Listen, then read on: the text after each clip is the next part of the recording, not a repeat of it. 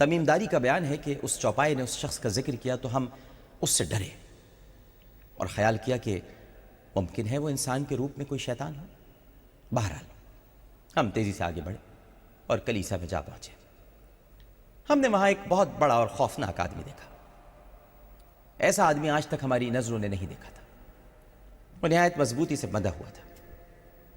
اس کے ہاتھ گردن تک اور گھٹنے ٹخنوں تک زنجیروں میں جکڑے ہوئے تھے۔ ہم نے اس سے پوچھا، تجھ پر افسوس ہے، تو کون ہے؟ اس نے جواب دیا کہ آخر تم نے مجھ کو ڈھونڈ نکالا اور اب میرا ٹھکانہ معلوم کر لیا ہے تو میں بھی اب تم سے اپنا حال نہیں چھپاؤں گا۔ پہلے تم یہ بتلاؤ کہ تم کون ہو؟ ہم نے کہا کہ ہم عرب کے لوگ ہیں، دریا میں کشتی پر سوار ہوئے تھے۔ دریا کی موجیں 1 مہینے تک ہمارے ساتھ کھیلتی رہیں اور آخرکار ہم کو یہاں لا ڈالا۔ ہم جزیرے کے اندر داخل ہوئے تو ہم کو ایک چوپایا ملا جس کے بڑے بڑے بال تھے۔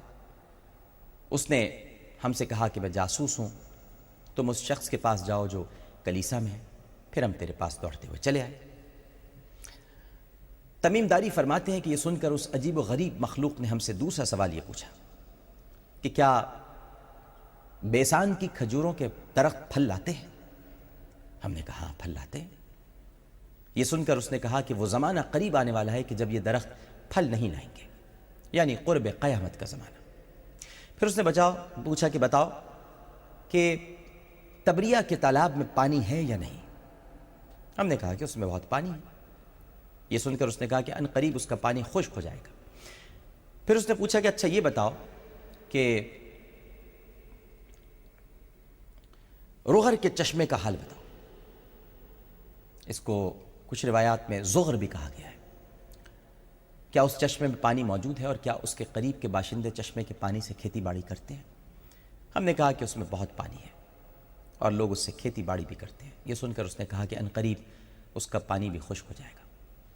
پھر اس نے پوچھا کہ عرب کے لوگوں کے نبی حضرت محمد صلی اللہ علیہ وآلہ وسلم کے بارے میں کچھ بتاؤ کہ انہوں نے کیا کیا۔ ہم نے کہا کہ وہ مکے سے ہجرت فرما کر مدینہ منورہ تشریف لے گئے۔ اس نے پوچھا کہ کیا اہل عرب ان سے لڑے ہیں؟ ہم نے کہا کہ ہاں۔ اس نے پوچھا کہ انہوں نے اہل عرب سے کیا معاملہ کیا؟ ہم نے تمام واقعات سے اس کو آگاہ کیا اور بتایا کہ عربوں میں سے جو لوگ آپ صلی اللہ علیہ وآلہ وسلم کے قریبی عزیز تھے ان پر آپ صلی اللہ علیہ وآلہ وسلم نے غلبہ حاصل کر لیا ہے اور انہوں نے آپ صلی اللہ علیہ وآلہ وسلم کی اطاعت قبول کر لی ہے۔ اس نے کہا کہ تمہیں معلوم ہونا چاہیے کہ ان کی اطاعت کرنا ہی ان کے لیے بہتر ہے۔ اچھا، اب میں اپنا حال بیان کرتا ہوں، غور سے سنو غور سے۔ میں مسیح دجال ہوں۔ ان قریب مجھ کو نکلنے کا حکم دیا جائے گا۔ میں باہر نکلوں گا اور زمین پر پھروں گا یہاں تک کہ کوئی آبادی ایسی نہیں چھوڑوں گا جس میں داخل نہ ہو جاؤں۔ 40 راتیں برابر گشت کرتا رہوں گا لیکن مکے اور مدینے میں نہیں جاؤں گا کیونکہ وہاں جانے کی مجھ کو ممانعت کی گئی ہے۔ میں جب ان شہروں میں سے کسی میں بھی داخل ہونے کا ارادہ کروں گا تو ایک فرشتہ جس کے ہاتھ میں تلوار ہوگی وہ مجھ کو داخل ہونے سے روکے گا، اور ان شہروں میں سے ہر ایک راستے پر فرشتے مقرر ہوں گے جو راستے کی حفاظت کرتے ہوں گے۔ یہ واقعہ بیان کرنے کے بعد نبی کریم صلی اللہ علیہ وآلہ وسلم نے اپنے عصا کو منبر پر مار کر فرمایا، یہ ہے طیبہ، یہ ہے طیبہ، یہ ہے طیبہ، یعنی مدینہ منورہ۔ پھر آپ نے ارشاد فرمایا، خبردار، کیا یہی سب کچھ میں تم کو بتلایا نہ کرتا تھا؟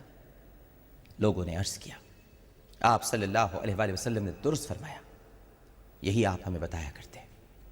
یہ سن کر میرے آقا صلی اللہ علیہ وآلہ وسلم نے ارشاد فرمایا، آگاہ رہو، دجال دریائے شام میں ہے یا دریائے یمن میں ہے۔